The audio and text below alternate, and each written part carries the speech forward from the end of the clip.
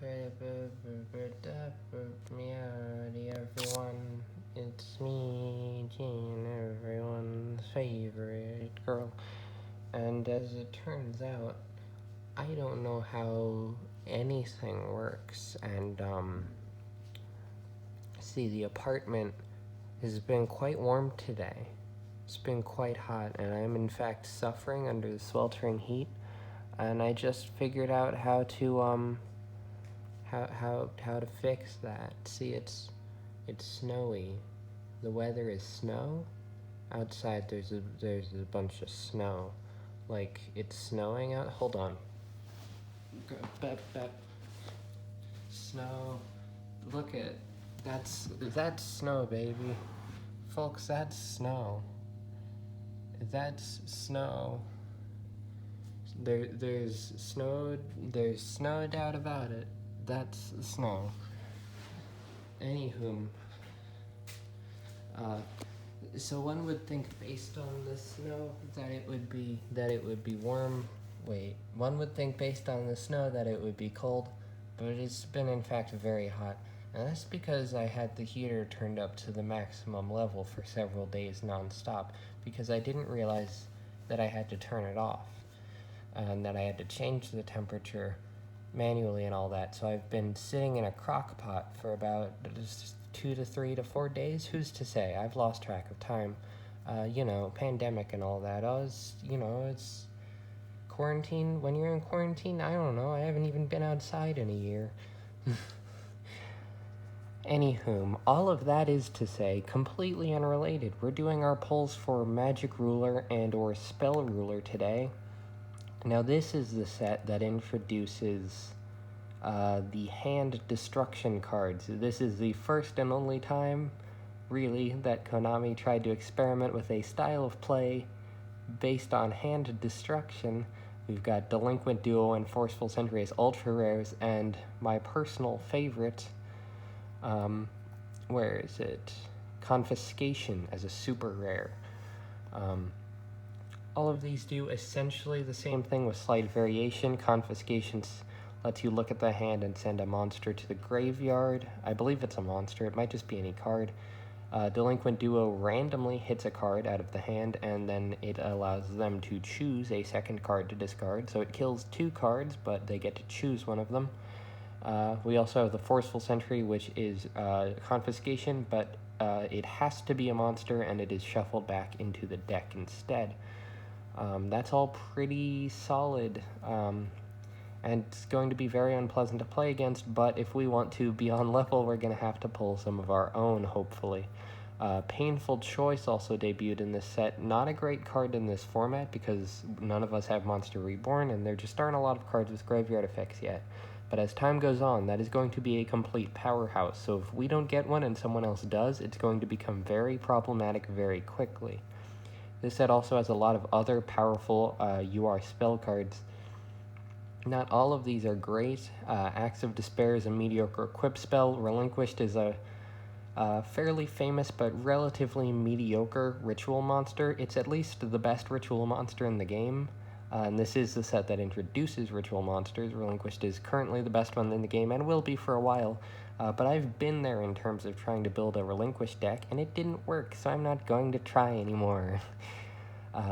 We've also got MST famously debuting in this set, as well as the Toon monsters, which are garbage, and I really hope I don't pull any of them.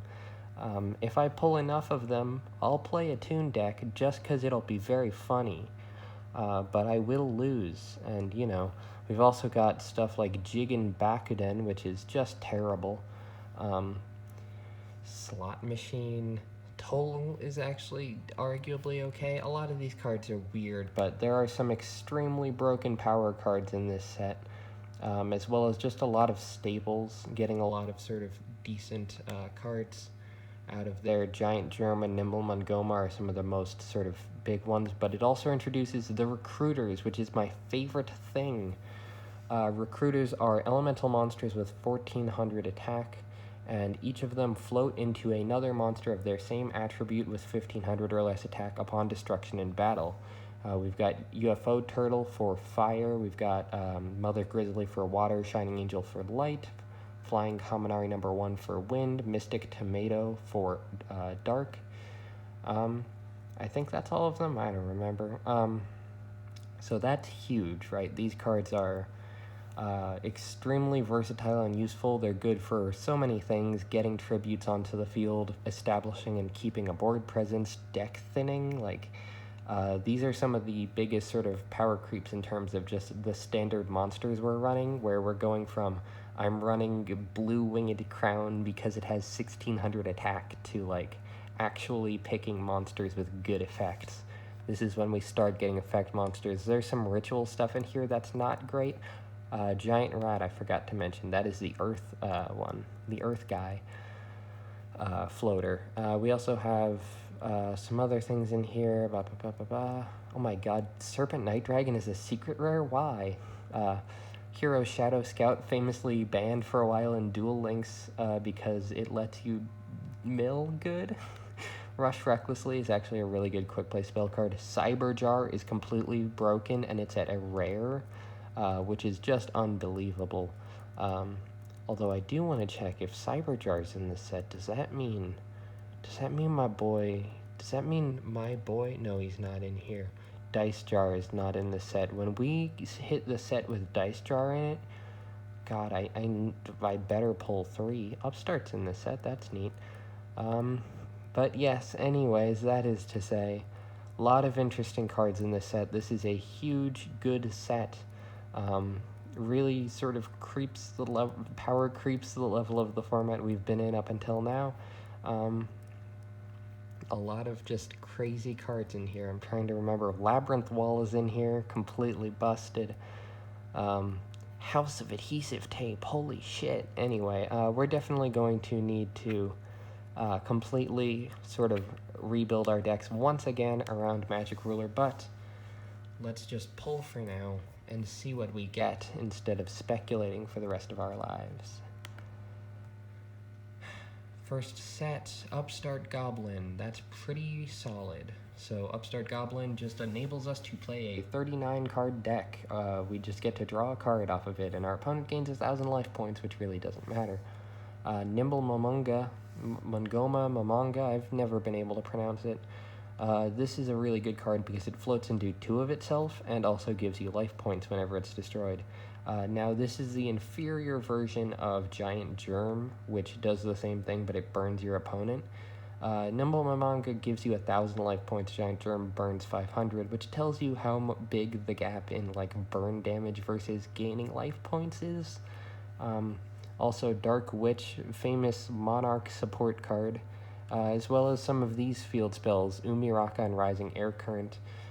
They're sort of the upgraded versions of the elemental field spells. They all sort of give your monster 500 extra attack point per, for attribute associated monsters, but it decreases their defense, which is awkward. We've also got Wall Shadow, which is just Shadow Ghoul with extra steps. Read its effect and you'll know what I mean. Here we have Electric Snake, the legend himself. Electric Snake. There he is. Also Shining Angel, a far better card to talk about. This is one of the recruiters, and it's a recruiter for the light attribute, which is arguably the best one. Although I would say Mystic Tomato, the dark attribute floater, is better. Shining Angel is definitely nothing to sneeze at. I really want to get 3 copies of as many recruiters as I can and just run those. We've also got Chain Energy, which is only good if we're going to play a gimmicky burn deck, which I don't intend to do. Cursive Fiend, which is a very funny card, and Labyrinth Wall, which is just a big defense wall. Here we have UFO Turtle. That's neat. Weather Report, which famously kills Swords of Revealing Light, which nobody else has. No one's running that. Malevolent Nuzzler is just a straight upgrade on sort of deep-seated. It gives you 700 attack instead of 500, and it also recycles to your deck, and it's optional, unlike sort of deep-seated. So we'll probably be running that. Ceremonial Bell is just a funny card. Eternal Rest is bad. UFO Turtle is the fire floater. I don't know if I mentioned it. Ooh, alright. Okay, interesting. So here's Mahavilo. Super rare. This is a 1500, I believe, attack point monster, but it gains attack points for every equip spell equipped to it. So if we're running an equip-focused strategy, Mahavilo will actually be very useful for that. We've also got some other stuff in here. Hero's Shadow Scout, which is just not good. Spear Cretin forms a really horrible loop if you have 3 of it, or even 2 of it in the graveyard, where you can just loop the 2 Spear Cretins infinitely. So we have to hope no one else is going to play that, but they probably will, which means I'll have to ban it eventually. We also pulled Toll, which is a burn card. I don't know. I'm probably not going to run it. There's our painful choice. That's not bad. Second Spear Cretin. I may have to run Spear Cretins just for the consistency of it. We've also got Dark Zebra in here. I famously remember... Famously? I ran this in the first Purrgression series because it's an 1800 beater, but it does have a downside. It switches to defense position during your standby phase if it's the only monster you control, and it cannot be changed back. Second Spear Cretin here means we can form the loop, but it's not great. Slot Machine, you're a super short print. I wish I had not pulled you based on that. Giant Rat as well, the Earth Floater, which means it can go into Labyrinth Wall completely broken. Painful Choice, though, is probably the biggest get out of this set. Painful Choice is a very good card. Obviously, it is not, super useful right now when we have no real way of interacting with the graveyard, but it will be extremely useful down the line. So that's nice, if nothing else. Let's see what else we got. Another UFO Turtle. That's not bad. We can go into Tyhone number 2 with it, I think, maybe. Does he have 1500 or less attack? No, he doesn't. He's completely useless. He's a ferocious dragon with a deadly attack. Anyway, there's Senju of the 1,000 Hands, a ritual support monster that searches either ritual monsters or ritual spell cards. I cannot be bothered to remember which one. This one's monsters. Okay. There's Metal Fish. He's a metal fish. He's a fish made of metal. Mother Grizzly, which is the water attribute floater. Sonic Bird is the one that searches ritual spell cards. So between Senju or Manju, I don't remember. Between that and Sonic Bird, you can search both components of your ritual summon, but they have to be normal summoned to get their search off, so they're not great. Gravekeeper's Servant is a really bad mill card, not to be confused with the Gravekeeper's archetype, which has not yet debuted. Final Destiny is a Raigeki that takes your entire hand. So it's not good, basically. Snatch Steal. Hey, I'm not complaining about that. Snatch Steal is an equipped spell that lets you take control of an opponent's monster permanently. The downside, if you can even call it that, to Snatch Steal is that during each of your standby phases, your opponent gains 1,000 life points, which doesn't matter if you've stolen their very good monsters. We've also got Flying Kaminari number 1, which is the wind attribute floater.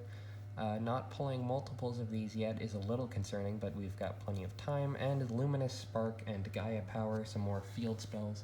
I don't know if I'm going to be running them, but they are, I guess, worth mentioning. House of Adhesive Tape was also in there. What a fool I am to not have mentioned it. Flash Assailant is an interesting card. It's got 2,000 attack, but it loses, I think, 400 for each card in your hand, which means it's usually going to be pretty terrible. Some bad defense boost cards there. There's a Giant Germ. I don't know if it's the first one we've pulled or not. I feel like this is the first Giant Germ we've pulled, which is kind of concerning. Because we really want to get 3 of either Giant Germ or Nimble Mamanga. I never got more than 1 of each in the first Purrgression series, which means I couldn't run it. And I would really like to run them because they're good, generally speaking, but, Black Pendant is a weird one. It's a equip spell that gives 500 attack to the monster it's equipped to. Then when it leaves the field, it burns for 500, which is not good. I don't know why it's a super rare. It's very disappointing to see that in our super rare slot when we could get Hand Disruption. Acts of Despair. Okay. So what I'm hearing from this is that YGO Pro deck really wants me to run a equip deck between the Axe of Despair and the Mahavilo, and the Snatch Steel and all of that. A lot of equip spells. Unfortunately, Power Tool Dragon doesn't come out for at least another 2 sets. It's gonna be a while before we see that guy. Third Spear Cretin, I think, and Giant Rat, which is our second Giant Rat, so I'm not complaining. I need to check what attribute Mahavilo is, because we might be able to go into it off one of our attribute floaters, which would be nice.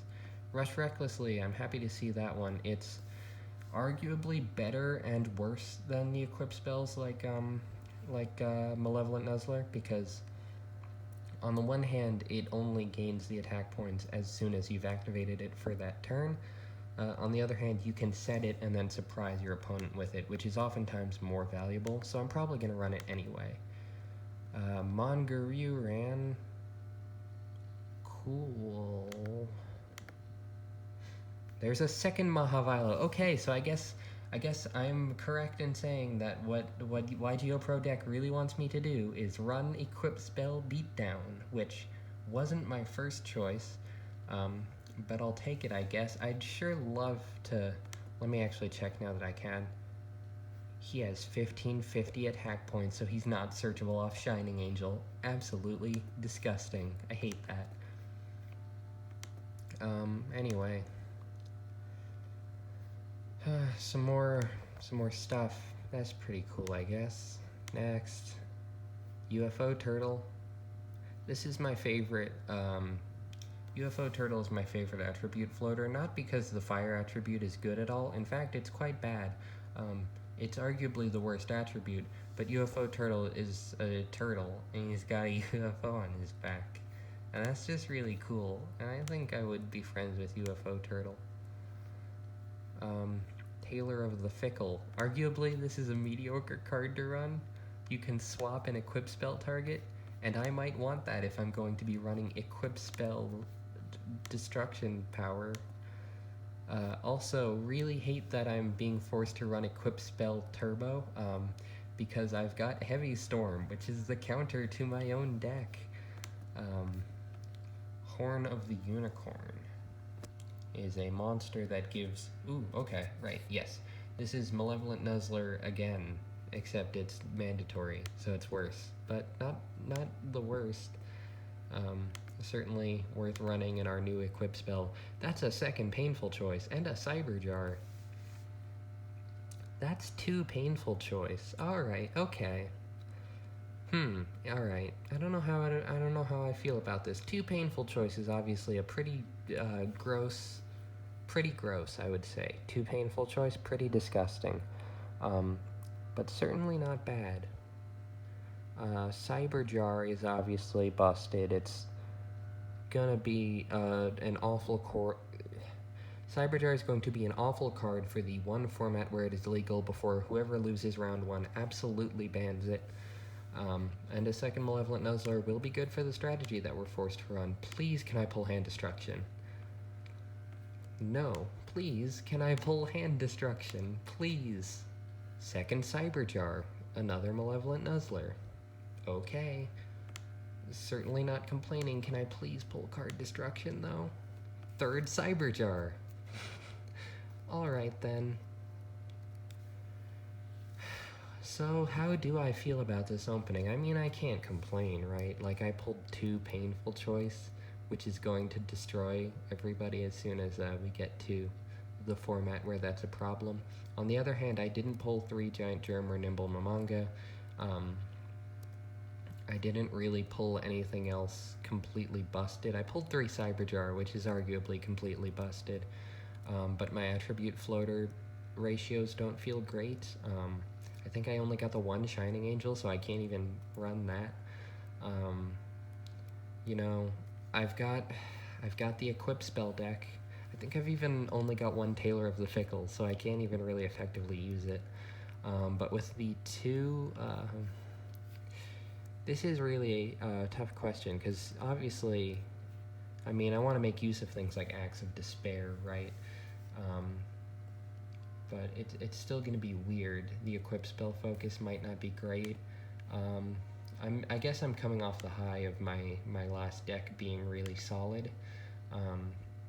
Obviously this sort of deck is not going to be good in this format, right? You know, stuff like these, and even these defense wall monsters are really not great, and you know, instead if we take stuff like Stimpak, and we add our Maha Vilos and we add all of our stuff and we sort of build an equip focused deck, that could be a lot more solid way to sort of play an aggressive strategy that could win. And we don't know what everybody else pulled. I'm very scared that other people pulled hand destruction, but on the bright side, the fact that I pulled no hand destruction means whoever has hand destruction, I can ban that immediately, assuming I lose, which I probably will. Equip Spell Turbo is not a great deck, but I'll let you know what I come up with, and I'll show you how it goes next time.